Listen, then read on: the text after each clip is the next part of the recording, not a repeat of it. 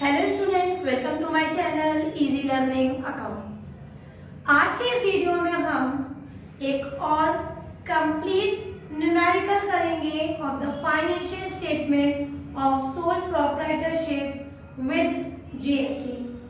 आज के इस क्वेश्चन में हम जीएसटी का सेट ऑफ भी देखेंगे कि किस तरह से अगर क्वेश्चन में इनपुट सीजीएसटी, एसजीएसटी, आईजीएसटी और आउटपुट भी दे रखे हैं तो हम उसको किस तरह से सेट ऑफ कर देते हैं, किस तरह से एडजस्ट करते हैं in order to show them in the balance sheet. तो बैलेंस शीट में क्योंकि वो इनपुट आउटपुट दिखाया जाता है, किस तरह से क्या वैल्यू किस तरह से निकाली जाएगी, किस तरह से सेट ऑफ किया जाएगा, उसे पहले देखेंगे। फिर हम न्यूमेरिकल करेंगे which is given from the book TS grade 1 2020 question number 26 chapter 18। ठीक है, तो क्वेश्चन करने से पहले मैं इसकी जीएसटी आपको सेटअप करके दिखा देती हूँ कि कितनी जीएसटी है जो हम बैलेंस शीट में ले जाएंगे, उसे लायबिलिटी में पुट करेंगे या उसको एसेट में पुट करेंगे, वो हम देखते हैं। तो according to the given question of book TS grade 1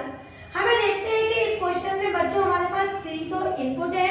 input CGST 10,000, input SGST 10,000, input IGST 5,000 and output CGST 5, output SGST 5 and output IGST 15,000। तो इसको सेटअप कैसे करेंगे, इसको कैसे एडजस्ट करेंगे, पहले उसे देख लेते हैं। उसके लिए हम एक टेबल बनाएंगे वर्किंग नोट पे और तीनों जीएसटी भी वहां पर दिखाएंगे। पहले हम दिखाएंगे IGST, फिर CGST, फिर SGST। तो शुरुआत करेंगे बच्चों हम आउटपुट आईजीएसटी से, जिस पर मैं आउटपुट के सारे जीएसटी लिख देती हूँ पहले वाले कॉलम में। राइट, तो आईजीएसटी है हमारे पास 15,000, दूसरी है बेटा हमारे पास 5,000 and the third one is also 5,000। Right, अब इसमें से लेस करेंगे इनपुट आईजीएसटी। तो मैंने लेस किया इनपुट आईजीएसटी, तो इनपुट आईजीएसटी है मेरे पास 5,000, मैंने 5,000 लेस कर दिया। अब मैं इसका बैलेंस निकाल लूंगी। राइट, तो बैलेंस 15 में से 5 ये आ गया हमारा माइनस का 10, दिस इज 5 अगेन 5। इस तरह से बच्चों मैंने बैलेंस निकाल लिया। आगे बढ़ जाते हैं। अब हम लेस करेंगे input C G S T and S G S T. ठीक है, तो क्वेश्चन में देख लेते हैं हमारे पास कितनी कितनी वैल्यू है।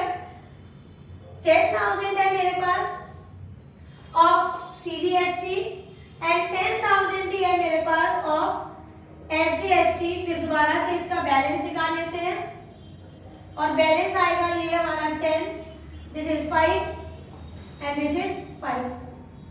नाउ लेस करेंगे हम यहाँ पर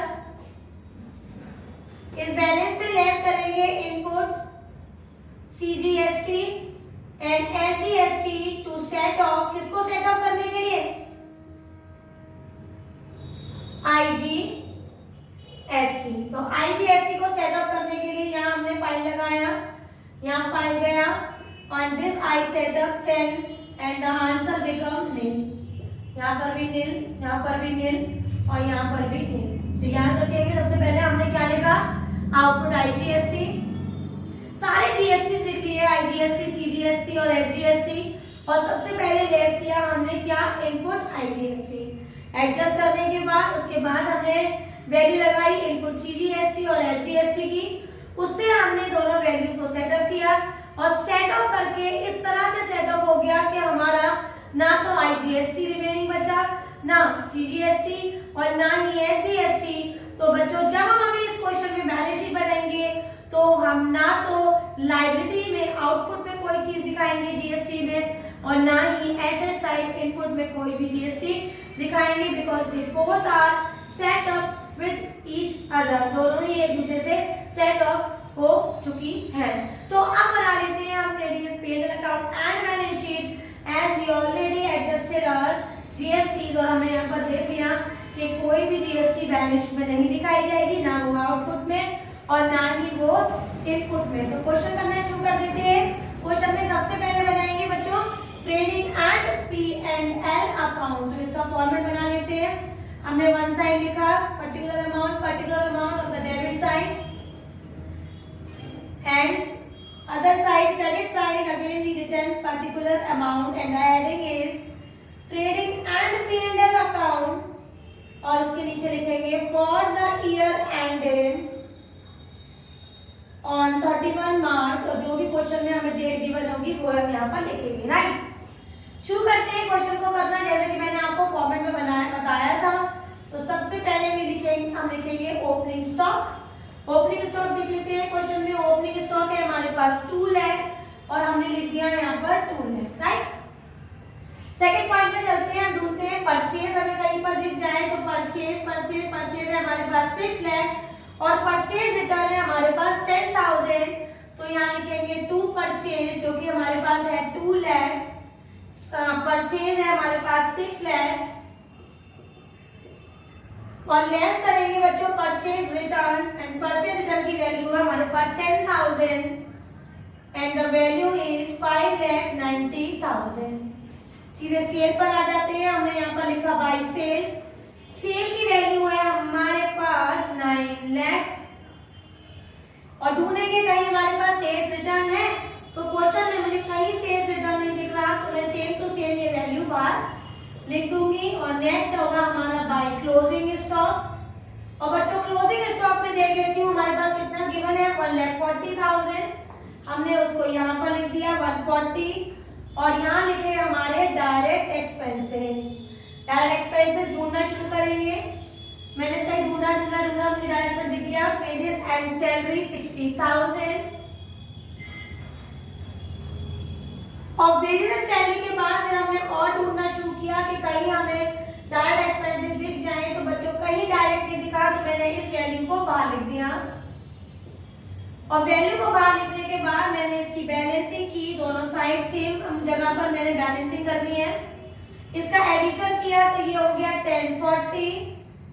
इस 1040 को हम इधर ले आएंगे और इसका एडिशन करेंगे 5,67,90,000 प्लस 60,000। तो ये हमारी वैल्यू हो जाएगी 850 और 10,40,000 में से हम 850 को माइनस करेंगे तो हमारी वैल्यू हो जाएगी 1,90,000 और ये 1,90,000 आ गया हमारा ग्रॉस प्रॉफिट। हमने लिखा to gross profit CD transfer to P&L और क्रॉस में मैंने इसको बैलेंसिंग करा ग्रॉस प्रॉफिट के नाम से और वैल्यू दिखाई 1,90,000। हेडिंग डाली यहाँ पर इनकम्स एंड गेन्स और यहाँ हेडिंग डाली टू इनडायरेक्ट एक्सपेंसेस। अब हमने ढूंढना शुरू किया कि कहीं क्वेश्चन में मुझे इनडायरेक्ट एक्सपेंसेस नजर आ जाए। तो मैंने ढूंढा इनडायरेक्ट एक्सपेंसेस में मैंने सबसे पहले देखा ट्रेड एक्सपेंसेस 30,000। मैंने लिखा ट्रेड एक्सपेंसेस 30,000। फिर ढूंढना शुरू किया cash wages and salary repair 10,000। Repair भी लिखा हमने 10,000। आगे बढ़े परचेज आएगा नहीं, ये आएगा नहीं, ओपनिंग कंपनी यहाँ पर भी नहीं। रेंट क्रेडिट का है बेटा तो इनकम्स एंड गेन्स में आएगा रेंट 12,000। आगे बढ़े डिस्काउंट में कुछ नहीं दिया तो बाय डिफॉल्ट वो इनडायरेक्ट में नजर आएगा, वो है हमारा 8,000। आगे बढ़ गए ड्रॉइंग्स नहीं आएंगी। BRBP बैड डेब्ट हमें नजर आया है तो बैड डेब्ट हमारे लॉसेस है तो हमने लिख दिया 4,000 और इंटरेस्ट क्रेडिट दे रखा है तो इंटरेस्ट आएगा हमारा इनकम्स एंड गेन्स की साइड, वो है 10,000। आगे बढ़े हमें कुछ भी नहीं दिखा, इसको बैलेंस करेंगे। बैलेंस करने पर हमने इनको बैलेंसिंग किया 30 और 10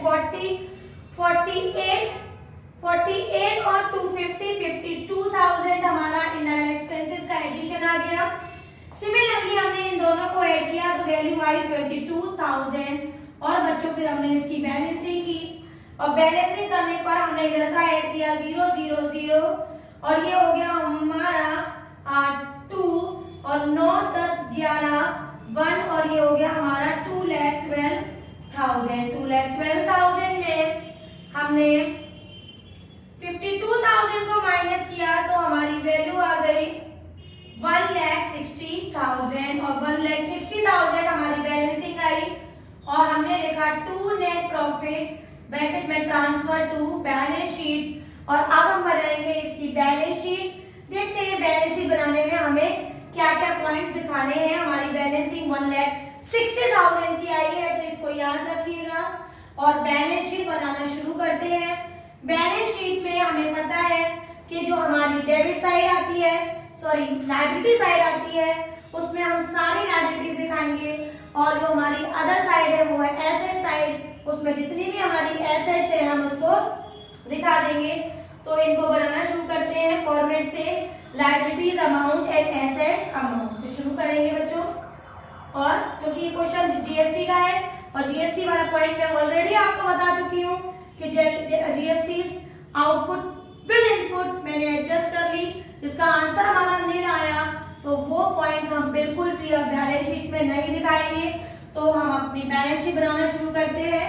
हमारी बैलेंस शीट जैसे हमने फॉर्मेट पढ़ा है उसी को फॉलो करेंगे। लायबिलिटीज अमाउंट, एसेट्स अमाउंट और ऊपर दिखाएंगे हेडिंग बैलेंस शीट और उसके नीचे एज ऑन या एज एट भी लिख सकते हैं 31 मार्च और जो ईयर क्वेश्चन हमें दे रखा है उसे हम लिख देंगे। राइट, शुरू करते हैं। हमारा पहला पॉइंट है कैपिटल, हमने लिखा कैपिटल और बच्चों कैपिटल हमें दे रखी है 5 लाख।